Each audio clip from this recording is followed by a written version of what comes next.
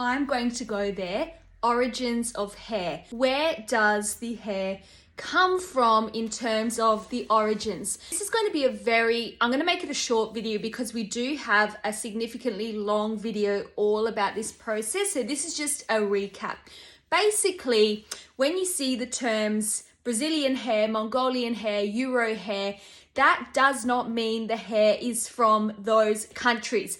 It very much well could be from those countries, but that term Brazilian hair, for example, is not a indication of origin of hair.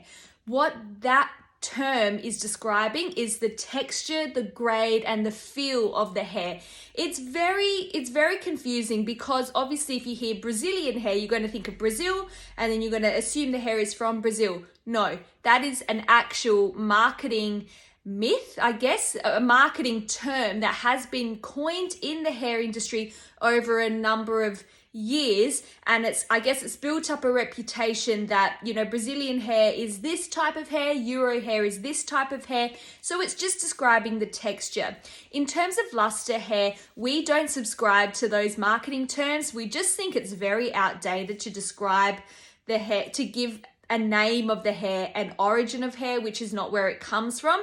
It's very unreasonable, and it's not actually accurate in any sense of those words. Sorry to break it to you, but that is just, I'm spilling the beans here. It is not from Brazil. It is not from Europe.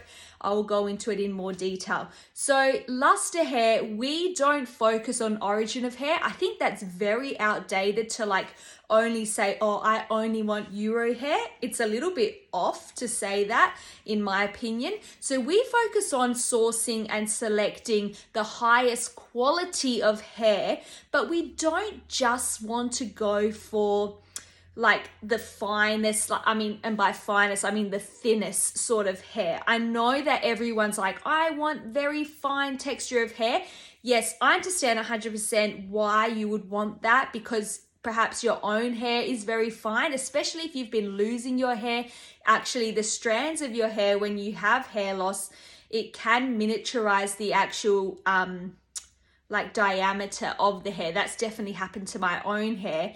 However, when you're looking for alternate hair, so toppers and wigs, you don't necessarily want the thinnest of thinnest diameter of hair. And there's a number of reasons for that. It doesn't last as long because especially if we're going to process it and color it, we need a hair texture we use medium to fine density of hair. I'll actually show you. This is a beautiful new blonde piece. So you can see the strands here.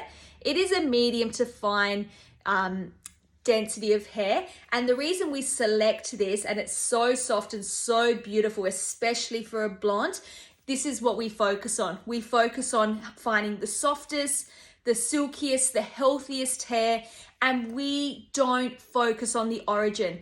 Think about it. It's not reasonable that even all the hair in this topper, it's from, I'd say there would be at least 3 ponytails in here. So 3 different people's hair in this one. So if you think about Brazilian hair, women in Brazil have all different hair. Some have curly hair, some have ringlets, some have wavy hair, some women have straight hair, some have, frizzy hair. So it doesn't make sense to say our hair is Brazilian and have a consistent quality across all pieces.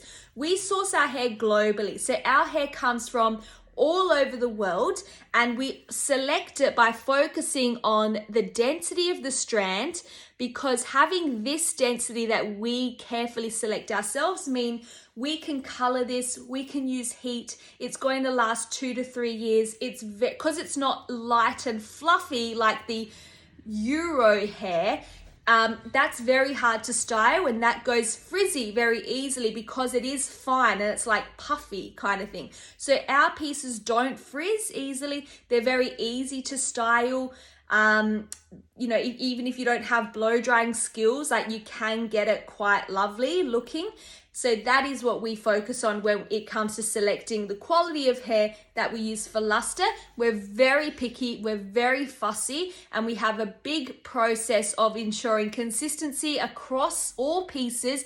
Even though it is human hair, you are going to find slight variances in the actual feel of some of it, but overall it should be very similar because of our careful selection in choosing the hair that we're going to use for our toppers. And we've got a team of experts who have been choosing and selecting and grading and naming hair for years and years and years. So it is a big process, but this is just to come on here to clear up those marketing terms, which I'm actually so over hearing, to be completely honest, especially in the year 2022. This is a very old piece of mine, so I just want to show you our quality of hair and how it holds up. I don't know if you remember, but I used to wear this all the time. I've had like face framing layers put into this. It just doesn't blend very well with my hair anymore, even though I still love it. But I wore this piece every day for over a year, I'm going to say. And look how beautiful the quality's held up. It's been colored several times. I've used so much heat on this. It's been washed I don't know how many times. But have a look at, I'm running my fingers through this piece. And mind you, this piece has been sitting in my cupboard for a good few months now. I'm very sorry.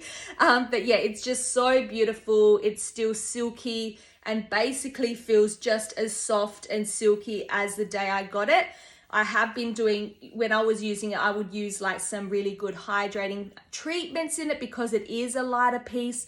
But yeah, just to give you a bit of a visual as to how our pieces last. So I would assume I'll get at least another year, even 2 more good years out of this hair for it to be still feeling this soft and this silky. I hope this video was helpful for you. If you have any questions, I would love to chat, and I'll speak to you in the next one. Bye.